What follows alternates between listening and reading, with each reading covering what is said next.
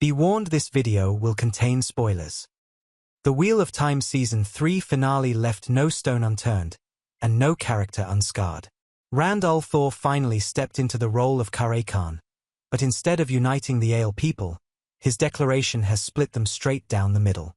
One side now rallies behind Couladin, who continues to weave a web of lies and deception. That choice, that moment, was more than just political. It was emotional. It was personal. Rand isn't just carrying the Dragon Reborn title anymore. He's carrying the burden of fractured faith, betrayal, and impossible decisions. And when he finally severed ties with Lanfear, who tried to take out Moiraine and Lan in a viciously intense final battle, it solidified just how far Rand is willing to go to carve his own path, even if it means burning bridges that once promised him power. But let's talk about the death that has everyone shaken, Siuan Sanche. It's a move that deviates from Robert Jordan's original novels, and it's raising all kinds of questions.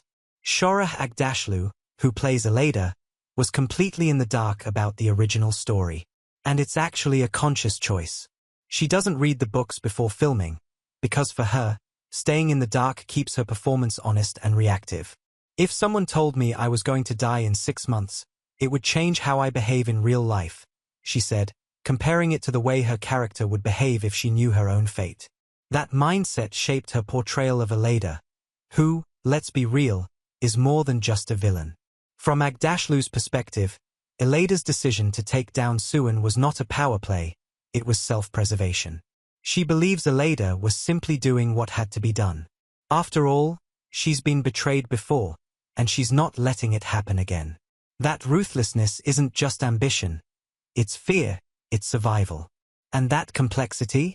It makes her one of the most fascinating characters in the Tower right now. Now onto another character dynamic that hit like an emotional gut punch. Nynaeve and Liandrin.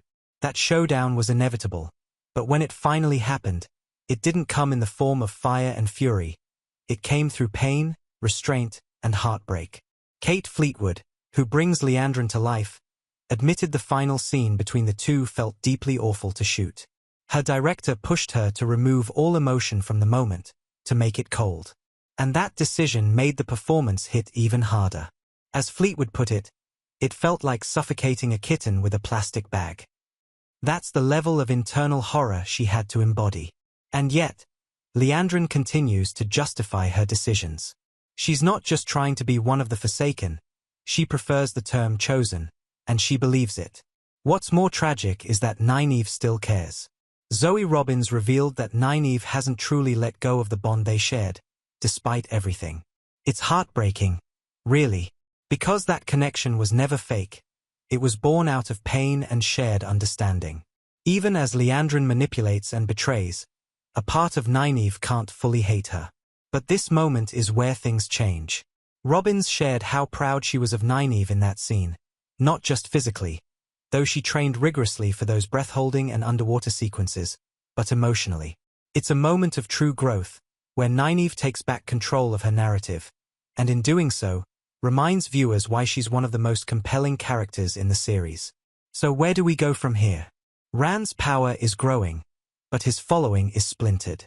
The White Tower has blood on its hands, and emotionally fraught connections are being torn apart in the name of power, survival, and belief. The ending of Season 3 didn't just leave us with a death, it left us with questions. And we want to know what you think.